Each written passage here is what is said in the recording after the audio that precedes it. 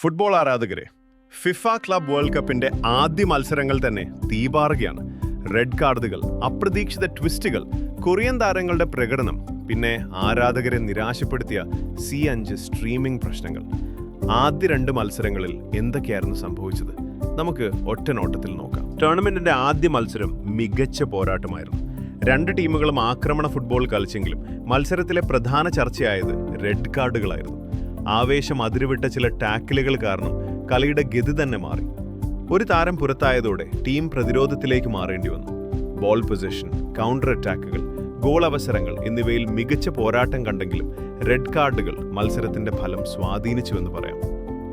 അങ്ങനെ ഉദ്ഘാടന മത്സരത്തിൽ ആതിഥേയരായ മെക്സിക്കോ തകർപ്പൻ പ്രകടനത്തോടെ സൗത്ത് ആഫ്രിക്കയെ 2-0 പരാജയപ്പെടുത്തി. 2ാം മത്സരത്തിൽ ഏഷ്യൻ ഫുട്ബോളിന്റെ ശക്തി വീണ്ടും തെളിഞ്ഞു.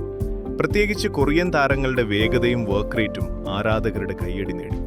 അങ്ങനെ മലയാളികളുടെ പ്രിയപ്പെട്ട കൊറിയൻ ടീം സൗത്ത് കൊറിയ ശക്തമായ തിരിച്ചുവരവിലൂടെ ചെക്കിയെ 2-1 കീഴടക്കി. കേരളത്തിൽ കൊറിയൻ സംസ്കാരത്തിനും ഡ്രാമകൾക്കും വലിയ ആരാധകരുള്ളതിനാൽ കൊറിയൻ ടീമുകളുടെയും താരങ്ങളുടെയും പ്രകടനം മലയാളികൾ കൂടുതൽ ശ്രദ്ധയോടെയാണ് കാണുന്നത്. മത്സരങ്ങളെക്കാൾ കൂടുതൽ സോഷ്യൽ മീഡിയയിൽ ചർച്ചയായത് ZBE5 സ്ട്രീമിംഗ് പ്രശ്നങ്ങളാണ്. പല ആരാധകരും ലാഗ്, ബഫറിംഗ്, ലോഗിൻ പ്രശ്നങ്ങൾ തുടങ്ങിയ പരാതികൾ ഉന്നയിച്ചു. വലിയ ടൂർണമെന്റുകൾ ലൈവ് സ്ട്രീം ചെയ്യുമ്പോൾ സ്ഥിരതയുള്ള സേവനം നൽകേണ്ടത് അനിവാര്യമാണ്. ചിലർക്ക് മികച്ച അനുഭവം ലഭിച്ചെങ്കിലും വലിയൊരു വിഭാഗം ആരാധകർ നിരാശരായി എന്നതാണ് യാഥാർത്ഥ്യം. ആദ്യ 2 മത്സരങ്ങൾ തന്നെ ഈ ടൂർണമെന്റ് എത്ര ആവേശകരമാകുമെന്ന് സൂചന നൽകുന്നു. നിങ്ങളുടെ അഭിപ്രായത്തിൽ ഇതുവരെ മികച്ച ടീം ഏത്? Z5 അനുഭവം എങ്ങനെയായിരുന്നു? കമന്റിൽ പറയൂ. വീഡിയോ ഇഷ്ടമായെങ്കിൽ ലൈക്ക് ചെയ്യാനും ചാനൽ സബ്സ്ക്രൈബ് ചെയ്യാനും മറക്കരുത്.